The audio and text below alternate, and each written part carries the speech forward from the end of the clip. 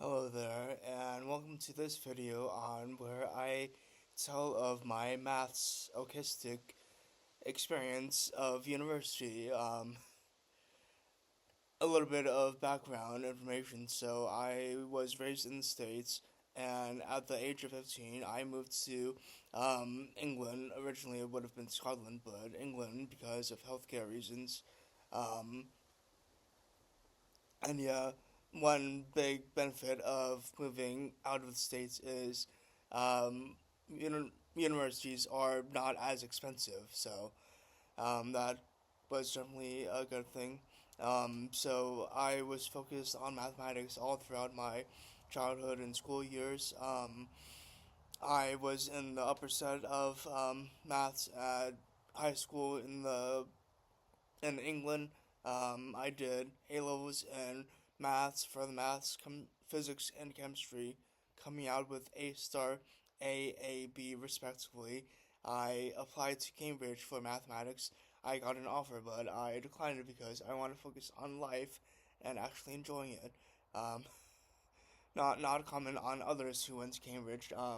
Just being that don't think of myself as that smart for it. So yeah, so instead, I went to university in Ireland at the University College Dublin in Dublin, Ireland, not Dublin, California, for anyone who's thinking that.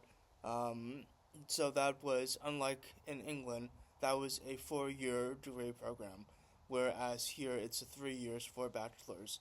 Um, Kind of a bit spiteful of that. I mean, I did 4 years, including level 4 classes meant for, master people, that sort of stuff, but brushing that under the rug. I enjoyed my 4 years. It was good experience and everything like that. During the end of the first year and the second year, that was during COVID, the wonderful joys of COVID.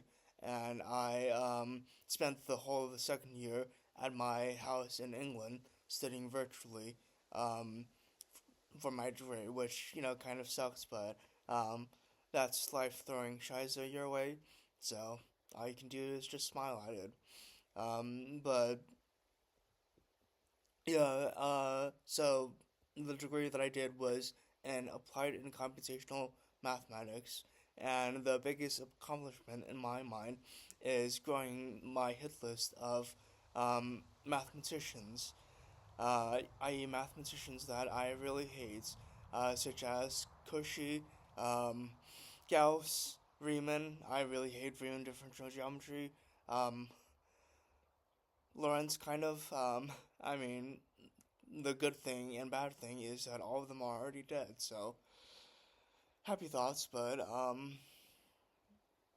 yeah. So the really I originally wanted to from the very start, sort of in my junior year of high school, I knew that I wanted to do research. I wanted to become like the next Sheldon Cooper or Stephen Hawking or Einstein. And I really liked theoretical physics because I really like TP, toilet paper. Um, Joke, apologies. But yeah, and that all changed in my third year of my bachelor's when I did a Foundations of Quantum Mechanics class, which was a mathematics class on quantum mechanics, which involves a lot of linear algebra, which I really hate, and I really need to find a mathematician to blame. I think maybe Cauchy, but I don't know. Let me know if there's a mathematician who I can really blame for linear algebra. But yeah, and then further to that, and when I was sort of 19 years old, I was diagnosed with a rare genetic syndrome, Wolfram syndrome, um, neurodegenerative. It was, pretty dark time, hearing all about the comorbidities of it and everything, but that sort of me reading about it it gave me the opportunity to maybe look into doing research in that as a mathematical biologist, having done a mathematical biology class um, recently in third year. So that then changed my mindset. So then I was all geared to becoming a researcher in mathematical biology to further the research in Wolfram syndrome. So then in my third year, I did a research internship at the University of Exeter here in Exeter, here uh, in Exeter, England, and yeah, that was a pretty good experience. The supervisor that I had was really nice, and sort of at the last minute, he let me change the subjects that I was actually researching. I was researching, originally it was going to be in delay differential equations, and then I asked for him to, if we could change that to a more mathematical biology point of view, and we looked at adding delay to, say, like the logistic equation for logistic growth and that sort of stuff. Also the Nicholson's blowfly model. And I'm in the really excellent part of my research internship experience. Was not the actual research internship. It was me going to the mathematics and life sciences um, talk that was in Exeter. And I just fell in love with hearing about all of the research that's going on. I really liked talking to the different researchers and hearing about their work and everything like that. And I, was helpful in finding work and finding stuff to research related to Wolfram syndrome. Um, so yeah, that was my third year, and then I started my fourth year, and I did a research intern. I did a research project in magnetohydrodynamics, which was a hot experience to say the least.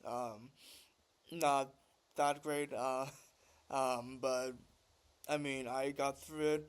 Um, yeah, so I graduated with a second class honors in uh, and applied in computational mathematics, which I thought was pretty good. I was, really interested in doing a PhD. I had applied for multiple PhDs um, in my fourth year. Unfortunately, none of them came through, but I did apply for a master's in mathematical modeling in biology and medicine at the University of Exeter, which I am currently doing now. However, it is renamed to biomedical data and artificial intelligence for political reasons. But so yeah, I'm doing that right now. It's going all right. The major difference between Exeter and University College Dublin, well, a couple of things. Their societies, Exeter, it's maybe £5 to join a society, and Dublin it was only like £2 um, to join a society, which was really great. I could, join as many societies as I wanted to my first year. Um, yeah, oh, so another thing in Dublin, I got this lovely t shirt saying that I will not keep calm and you can F off. A great middle finger to the British Empire, in my opinion. Um, but yeah, I wear this around when I feel like IDGAF. So yeah, I have the balls to wear it, and if people are discomforted by my T-shirt, that's Schadenfreude. Um, so yeah, so the degree that I'm currently doing, I'm still in the process of doing it. I've already finished my all of the teaching modules that I have to take, all of the taught modules, and I did all right. I'm sort of coming off as a pass student. Um, and I mean, the other big difference, if I can collect all my thoughts, is that at University College Dublin, they were great at finding counseling and everything like that. If they didn't have any counseling available at the university, they would give you vouchers for free counseling for maybe 5 sessions, and the counselor could be like, "Oh no, you're really broken. You need more help." Well, they wouldn't say that, but uh, it could be implied. But at Exeter, I got no offers for counseling. I would ask them if they did counseling or anything like that, and I got no response from them. Um, I mean, people have gotten counseling before there, but again, that's just life throwing shiza your way. You've just gotta smile at it. But yeah, so there's that. So then again, the degree that I am doing was already sort of just a past student right now. I did like one module in AI. It's very interesting. That's one thing that I want to talk about is the rise in AI and ChatGPT and other large language models and everything like that. There are students that even use it. I use it for my classes and that sort of stuff. And what's worse is that I use it for the research projects that I am currently doing. So, what I am researching is ion channel homeostasis, which I classify as long term stability and short term stability and ion channel activity and long term reliability and the said activity. So ion channel activity is what happens in between the neurons and that sort of stuff, doing communications, cell signaling. So feel free to zone out in this portion of the video. Um, yeah, so I mean, I'm still a little bit iffy on the definition of ion channel homeostasis. Um, and I mean, what's really been a problem is that I find myself thinking more like a biologist than a mathematician. I'm so focused on the biology of mathematical biology, and I don't really focus on the mathematics. I was originally interested in this program because I hoped that it could lead me into research solving a biological problem, Wolfram syndrome. So yeah, I am really interested in mathematical biology, and also as this this particular subject is very interdisciplinary, and a lot of times you're reading um, heavy biological papers and that sort of stuff. So um, I feel like I have to read a lot of biology stuff in order to and really concentrate on the biology, which is confusing. But yeah, so ion channel homeostasis. So what I want to do with my research is I want to look at the parameter space of these ion channel models and use machine learning to map them to the excitability space, i.e., the resultant activity, which is an interesting thought. But I have struggled doing this research projects, and I'm still struggling. And one of the biggest problems is AI, because I'm obsessed with it. I have been using a premium ChatGPT account, and with that, you can build your own personalized custom GPTs, ones that are specific to what you're asking about. So I would have one specific to iron channel research. But with AI, it's only like 50% right at the time, which, before I would have said like 75 just to be generous, but 50% of the time, yeah, my supervisor does not like me using AI, that ChatGPT. And the reason why is that I use ChatGPT to fill in all of the holes in my academic knowledge, and without really looking at those filled holes again, and that I basically completely trust ChatGPT with what it says, which isn't really healthy. But yeah, um, so I mean, I'm doing this project. Another thing that I'm really struggling with is the process of reading and writing academic literature.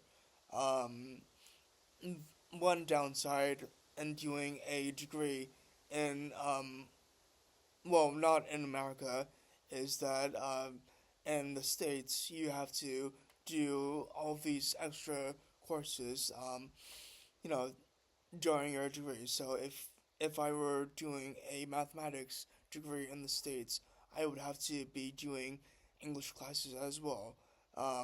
And I mean, at the moment, sort of when you're doing it, it doesn't really seem very applicable to you. But I can say that it would have been helpful to have those English courses because those courses hopefully would have given me skills on academic writing, such as being argumentative when you're writing papers, which I'm struggling with, and also with reading because I really hate reading. I chose a mathematics course because I hoped there wouldn't be much reading, which I told my supervisor, but yeah. um, so yeah,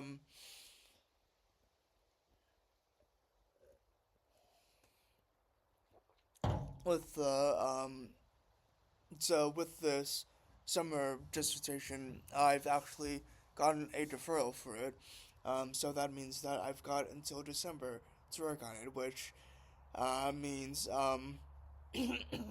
more time to procrastinate. But of course, I won't do that.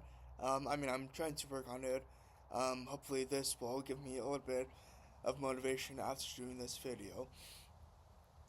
But yeah, so I mean, hopefully by December, I'll be finished with this, and um, I can then expect a degree and masters of biomedical data and artificial intelligence. But